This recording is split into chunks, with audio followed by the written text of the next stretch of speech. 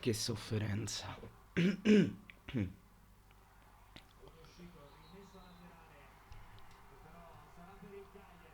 Mamma mia, che sofferenza.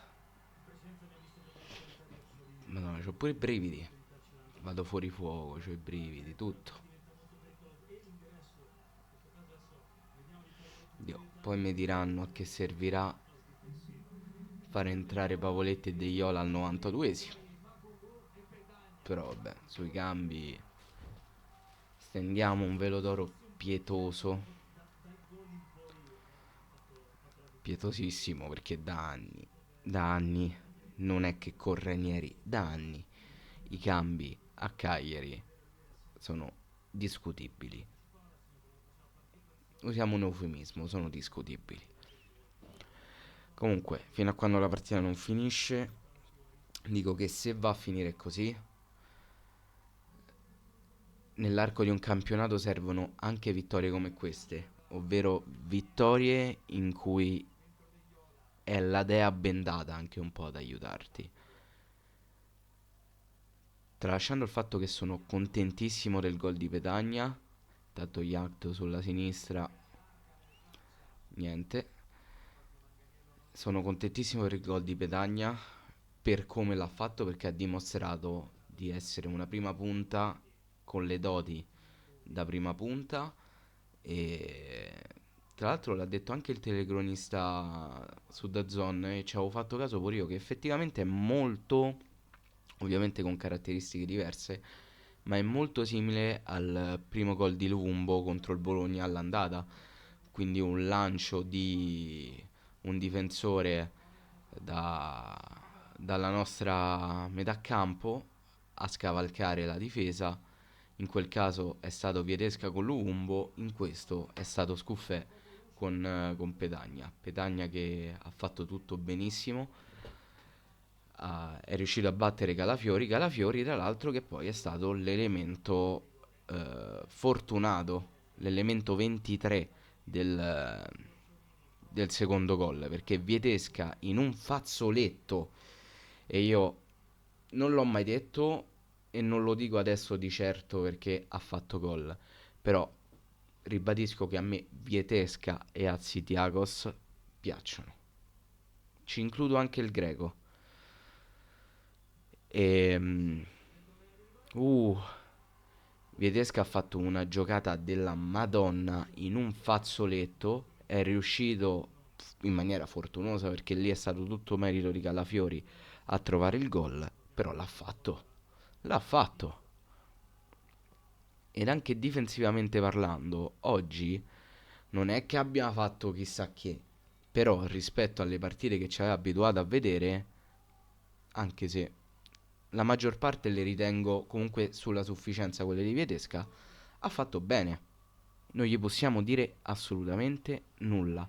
È un Cagliari che oggi ritengo sia stato effettivamente fortunato, e c'è bisogno anche di questi momenti nell'arco di un campionato. Però ha fatto una prestazione solida, con tutto che il Bologna comunque ha fatto meglio perché è stato più propositivo, ha tirato di più, è stato più, come posso dire, è stato più cinico sotto certi punti di vista, ma noi abbiamo saputo reagire, siamo stati al gioco, non ci siamo abbattuti, specialmente dopo il gol del Bologna. Tra l'altro bellissimo gol di Orsolini, che anche lui nell'arco di 50 centimetri di campo riesce a non mandare il pallone fuori e a spiazzare completamente Scuffè. Lì c'è da elogiare la bravura del giocatore, e che Orsolini sia bravo, di certo non lo veniamo a scoprire adesso. Per il resto io non penso ci sia tantissimo altro da dire, sono tre punti fondamentali che non so a questo punto dove ci portano in classifica, devo essere sincero.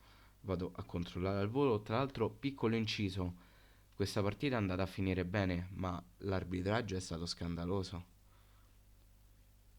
sia per noi che per loro. Arbitraggio veramente osceno, insensato, senza criterio, una cosa orribile l'arbitraggio.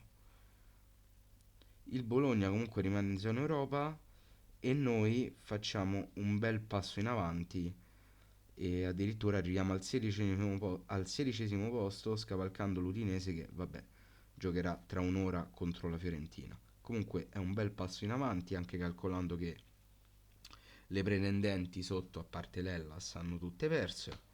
L'Hellas che però ha vinto lo scontro diretto contro l'Empoli. È brutto, ma si incominciano a fare i primi calcoli. Bisogna incominciare a farsi i primi calcoli. Purtroppo. Si giunge sempre a questa stramaledettissima conclusione. E a me mi dà fastidio pensare che l'unica volta in cui non abbiamo dovuto fare calcoli è stato proprio con Rastelli, quando siamo risaliti in Serie A. Cioè, l'11° posto con Rastelli, da neopromossi, è stato il miglior piazzamento del Cagliari negli ultimi anni. Tra l'altro si è vista un'immagine bruttissima, però ahimè è così, è di Oristagno con le stampelle. Nel frattempo Pulli va a festeggiare con tutti i giocatori.